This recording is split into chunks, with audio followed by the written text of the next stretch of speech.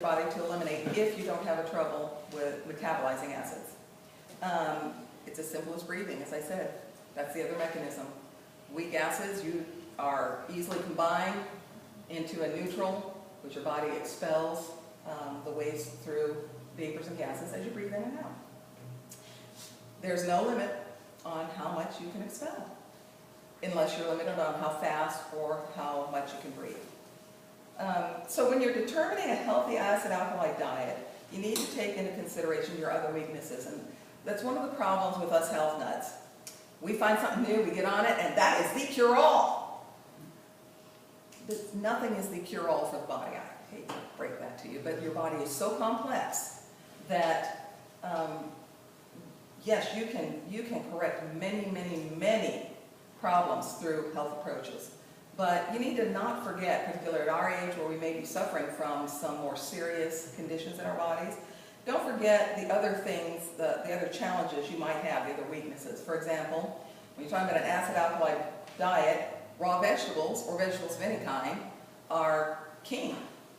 But if you have enteritis or colitis, your gut will not tolerate raw vegetables, or if you have IBS. So you're not going to want to gung-ho, I'm going to take those raw vegetables, dang if it kills me.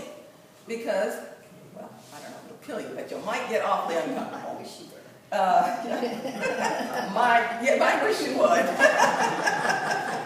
And if you have a dairy or a dairy allergy or a lactose intolerance, then you're going to want to be careful with whey products and milk products, even though milk is an alkalizing, very alkali substance. If you have an intolerance for it, don't go load your diet up with milk just because it's alkalizing. So you need to use common sense in evaluating your other weaknesses and issues when you add this therapy to your life. Potatoes are the most alkaline vegetable he notes. It's at the top of his list, and because it's so high in potassium.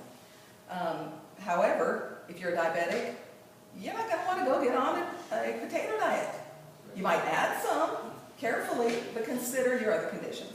So, in order to maintain a neutral acid-alkali balance in your body, you need to take in at least 50% acids, 50% alkalis, in order to establish that balance through diet.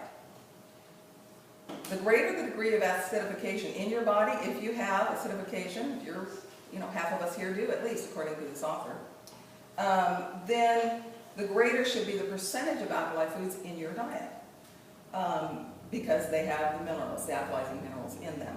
And they're going to alkalize the other acids you take in instead of stuffing that acid away where you have acidification to deal with later or suffer from the consequences. People with imbalance should have either a 60-40 proportion or even as high as an 80-20 proportion, he says.